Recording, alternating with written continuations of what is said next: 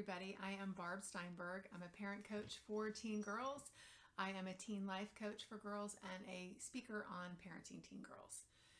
I wanted to talk with you a little bit today about a question I received at a recent workshop that I offered.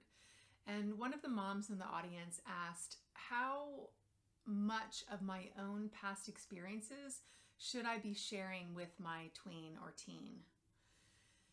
Great question. It's a common one.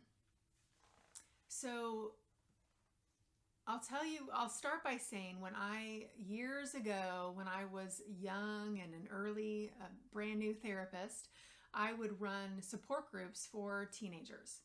And I remember us being told at that time, when teens asked us as the therapists, did you smoke pot when you were a teenager? How old were you when you had sex, and so on? That what they were really asking was, is it okay for me to smoke pot? Is it okay for me to have sex now? And it's really a question that has more to do with them than with you.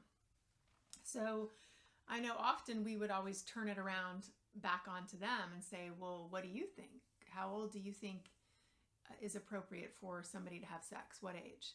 Or what do you think about smoking pot when you're 14? What are your thoughts on that?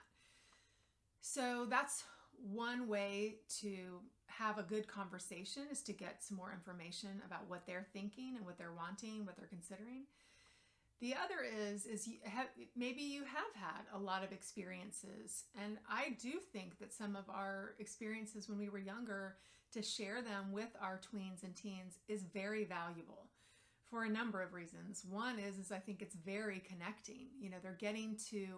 They get some insight into who you are and who you were, and it's very connecting.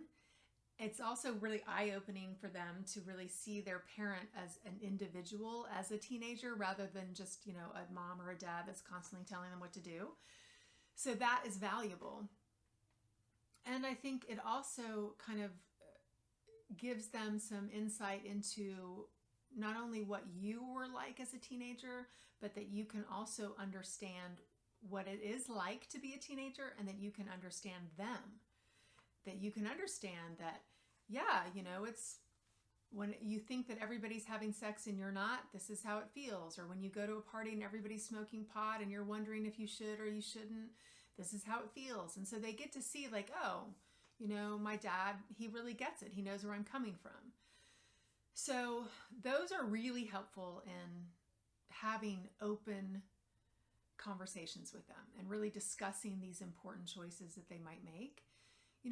And every child is different in terms of how much information they can handle, and then looking at their age and their stage of what they can handle. So you might say less about your partying days to your 12-year-old than to your 18-year-old or your 22-year-old. So kind of looking at where they are developmentally and then their personality and what they can handle. Because I think that sometimes us saying, this is a choice that I made, and if I had to do it all over again, I would have done this differently, or I would have made this choice, or I was really reckless. I had no idea the consequences that could have come, and I feel incredibly lucky that nothing bad really happened to me.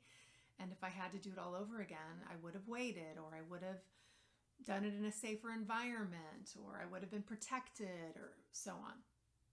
So us telling them, don't drink, don't have sex, don't smoke pot, whatever it is, I think is less effective than us sharing stories, whether it's personal stories about us or even personal stories about, someone's child that we know.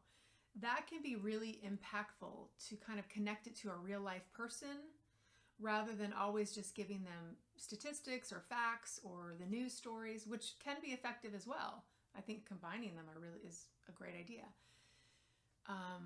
But for all of these reasons, I think that,